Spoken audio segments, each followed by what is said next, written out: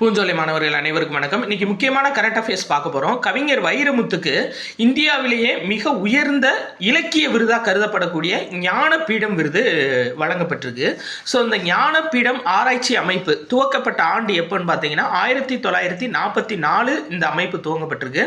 முதல் விருது 1965 கேரளாவை சேர்ந்த கவிஞர் சங்கர குருப்பு அப்படின்றவர் 1965 முதல் ஞானபீட விருது பெற்றிருக்காரு. சரிங்களா? தமிழ்நாட்டை பொறுத்தவரை மொத்தம் 3 பேர் வாங்கியிருக்காங்க.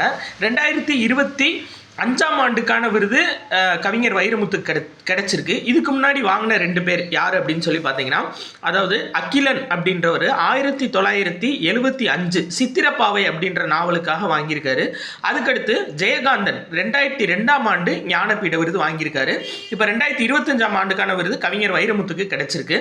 இதுக்கு முன்னாடி கவிஞர் வைரமுத்து 2003 கள்ளிக்காட்டு இதிகாசம் அப்படின்ற புத்தகத்துக்காக சாகித்ய அகாடமி விருதையும் வாங்கியிருக்காரு. சரிங்களாப்பா? ஸோ இன்னைக்கு தேதி 16. நம்ம பேக்கிங் இன்னைக்கு அனுப்பிச்சிருவோம். சரிங்களா? மேதகு நடப்பு நிகழ்வுகள் பேக்கிங் இன்னைக்கு அனுப்பிச்சிருவோம். அடுத்த பேக்கிங் பார்த்தீங்க அப்படின்னா 19ஆம் தேதி. ஓகேப்பா. ஆமாம், 19ஆம் தேதி உங்களுக்கு அடுத்த பேக்கிங் சென்ட் பண்ணுற மாதிரி இருக்கும்.